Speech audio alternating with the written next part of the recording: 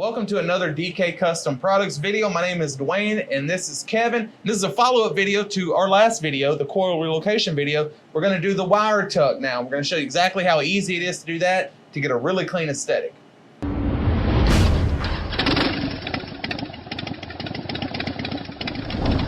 Now, before we get into this process of really cleaning up the lines of this bike it's a simple modification. There's a little bit to it. There's quite a few connections. You really can't do it wrong. But before we get into all that, I'd appreciate if you guys would like, comment, and subscribe to our channel. It really help us out. So when you look at the previous video we did on a coil relocation, which we put a link up in the corner to it, the next step is to get rid of that ugly mess of wires that's sitting below the backbone and above the engine.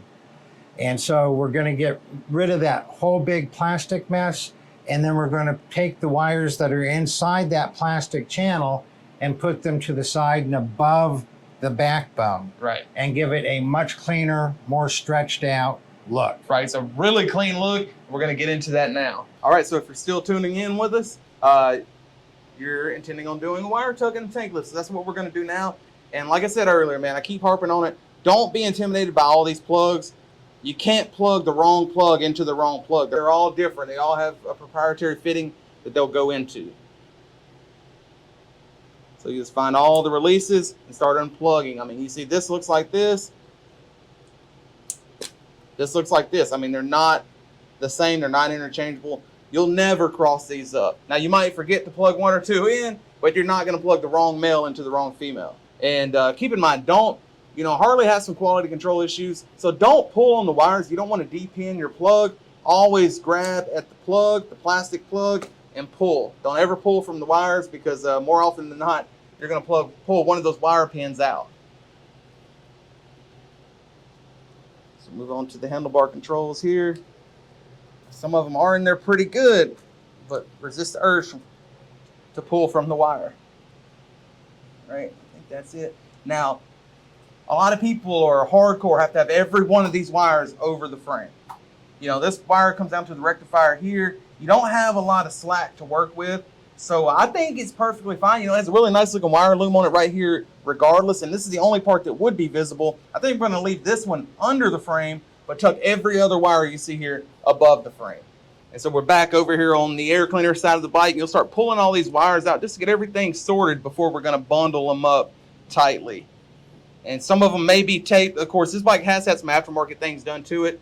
And I see some aftermarket electrical tape here. So we're going to go ahead and cut that off so we can separate this wire from this here wire. So what I'm doing here, I'm just sorting the wires out. They're kind of on top of each other in original form. So you kind of want to separate them so that when you do wrap them tightly, you can get them as uniform as possible. And you can direct whichever wires to whichever direction you want to go with it. You're not tangled up with other connections.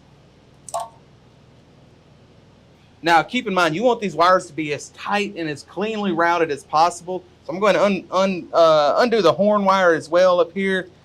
Your bike may or may not have the same horn wire routing. And, of course, there is some aftermarket turn signal routing done by a dealership. And so we're going to have to navigate that as well. So I'm going to pull these horn wires up.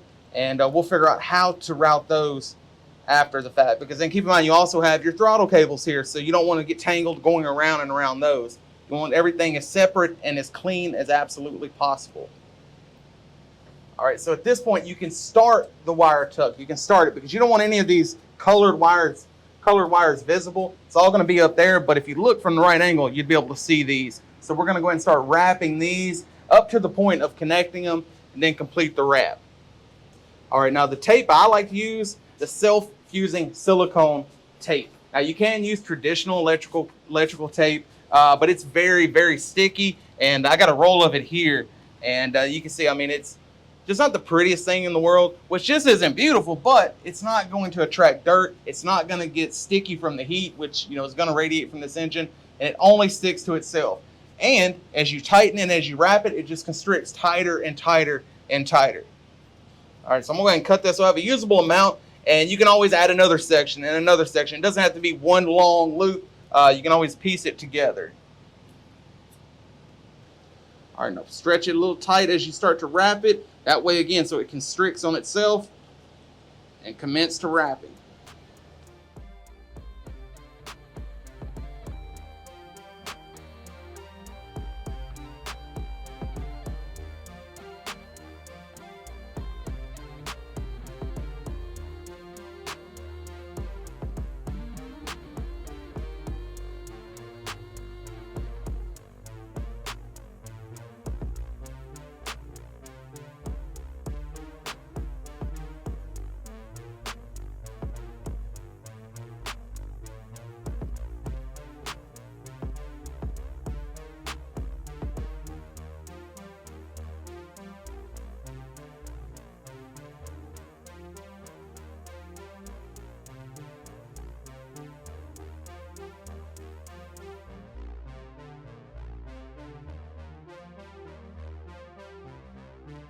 All right, so that's a wire tuck. I mean, it takes a little longer than we showed there in fast motion, but some people are really anal about it, and that's understandable. And they'll, extend this wire so they can take it over the top. This one just doesn't have the length needed, but you can extend it if you want to.